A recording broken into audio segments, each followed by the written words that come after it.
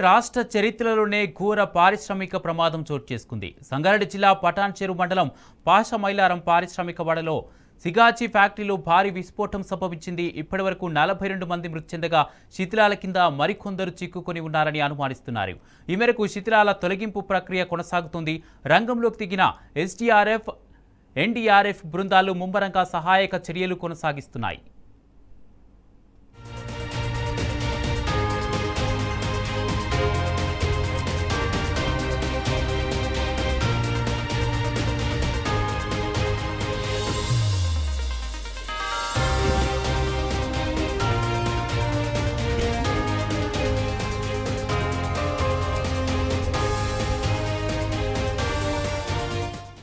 ప్రమాద సమయంలో 147 మంది ఫ్యాక్టరీ ఆవరణంలో ఉన్నట్లు తెలుస్తుంది. ఘటనా స్థలంలోనే 17 మంది మృతి చెందారు. ఇప్పటి వరకు 27 మంది ఆచూకీ లభించడం లేదు. 33 మంది గాయపడగా వారికి వివిధ ఆసుపత్రుల్లో చికిత్స చేయిస్తున్నారు. 64 మంది కార్మికులు, 22 మంది ఇతర సిబ్బంది, 3 భద్రతా సిబ్బంది క్షేమంగా బయటపడ్డారు.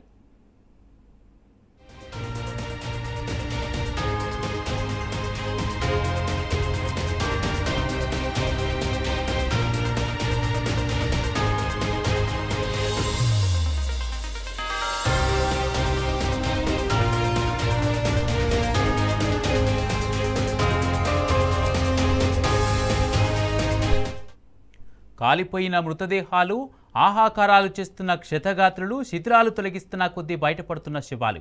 తమ వారి కోసం బాధితుల ఆర్తనాదాలతో ఫ్యాక్టరీ చుట్టుపక్కల భీతావహంగా మారింది. స్పేర్ టైర్ పేలగానే దానికి సమీపంలో పనిచేస్తున్న కార్మికులు ఏం జరుగుతుందో తెలుసుకునే లోపే కాలిపోయారు.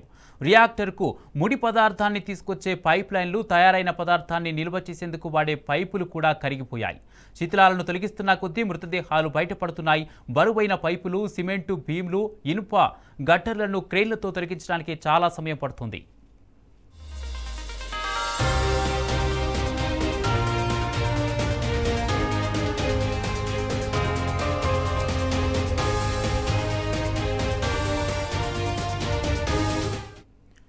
గుజరాత్ కేంద్రంగా పనిచేస్తున్న సిగాచి సంస్థకు తెలంగాణ, మహారాష్ట్రలో ఫ్యాక్టరీలున్నాయి. పాషమైలారం పారిశ్రామిక వాడలో దాదాపు 4 ఎకరాల విస్తీర్ణంలో మందుల తయారీ ఫ్యాక్టరీ ఉంది. ఇక్కడ ముడి సరుకును శుద్ధి చేసి మైక్రో క్రిస్టలైన్ సెల్యులోజ్ అనే మెడిసిన్ను తయారు చేస్తారు. దీన్ని వివిధ ఔషధ తయారీ సంస్థలకు విక్రయిస్తారు. ఈ పరిశ్రమలో 4 బ్లాకులున్నాయి. సెక్యూరిటీ బ్లాక్ వెనుక వైపు ప్రొడక్షన్ విభాగం ఉంది. ఇక్కడే ఔషధం తయారు జరుగుతుంది. దీనికి పై అంతస్తులో క్వాలిటీ కంట్రోల్, అడ్మిన్ విభాగాలున్నాయి. ఇక్కడ మొత్తం 189 మంది సిబ్బంది పనిచేస్తుంటారు. వీరిలో నార్త్కు చెందిన వారే ఎక్కువగా ఉంటారు. సోమవారం ఉదయం 8 గంటల ప్రాంతంలో సిబ్బంది అంతా యథావిధిగా విధులకు హాజరయ్యారు. ముడి సరుకును శుద్ధి చేసేందుకు స్పేర్ డ్రైయర్ను ఉపయోగిస్తారు. అది ఉదయం 9:50 ప్రాంతంలో ఒక్కసారిగా భారీ శబ్దంతో పేలిపోయింది. ఏం జరుగుతుందో తెలుసుకునే లోపే పై అంతస్తు కుప్పకూలింది. పక్కనే ఉన్న మరో భవనం పాక్షికంగా ధ్వంసమైంది. ఇదే అంశానికి సంబంధించి పూర్తి అప్డేట్స్ మా ప్రతినిధి రంజిత్ లైట్ పర్ అందిస్తారు. రంజిత్, ఈ ప్రమాదంలో ఇప్పటికే 42 మంది చనిపోయినట్టుగా తెలుస్తుంది. 27 మంది ఆచూకీ లభించినట్టుగా తెలుస్తుంది. వారికి సహాయ చర్యలు ఎలా కొనసాగుతున్నాయి? పూర్తి అప్డేట్స్ ఏంటి?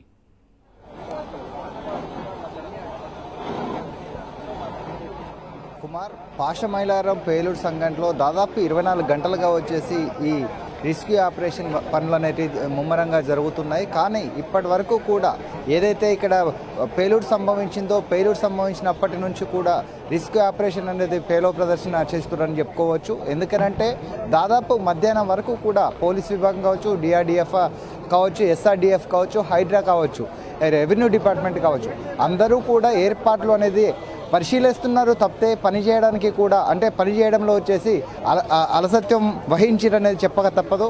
ఎందుకనంటే దాదాపు నిన్న మధ్యాహ్నం 2 గంటల వరకు కూడా ఎలాంటి ఏర్పాట్లు చేయకుండా, దాంతో పాటుగా వచ్చేసి ఒక కంట్రోల్ రూమ్ మరియు రోల్స్ ఏర్పాటు చేయకుండా కూడా బాధిత కుటుంబాలకు కూడా ఎలాంటి కూడా సరైన ఏర్పాట్లు చేయలేకపోయారు.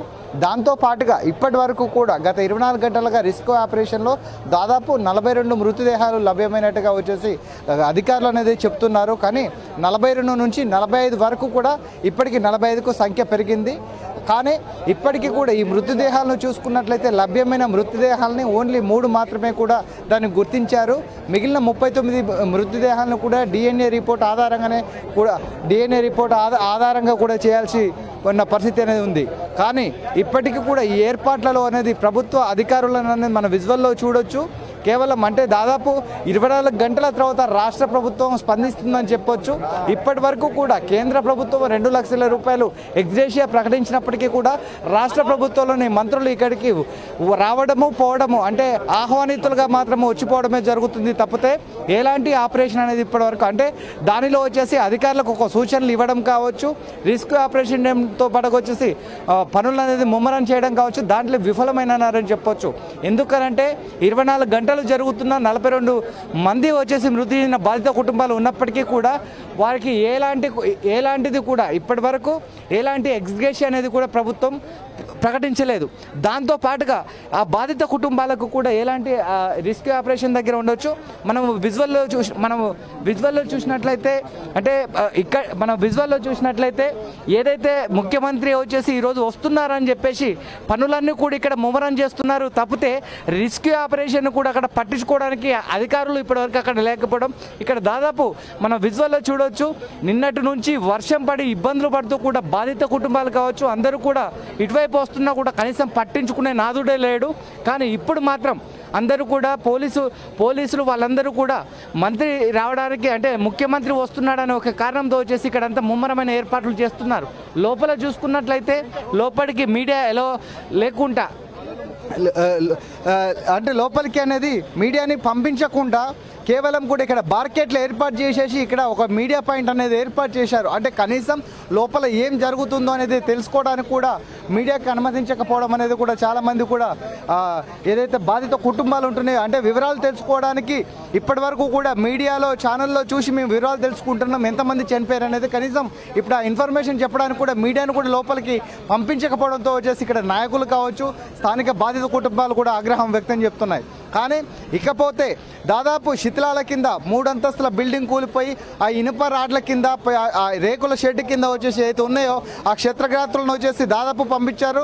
మృతుల కుటుంబాలని మృతి చెందిన ఏదైతే డెడ్ బాడీస్ ఉన్నాయో ఆ డెడ్ బాడీస్ అన్నింటిని కూడా అక్కడ పంపించారు. మనతో పాటుగా వచ్చేసి వాళ్ళ బాధిత కుటుంబాలను భయ్యా కిतना आदमी 3 आदमी हाँ किधर से बिहार से हाँ कितना दिन से आया और 6-7 साल से पुराना आदमी है सर, उसमें काम कर रहा है कंपनी कैजुअल्स के रूप में।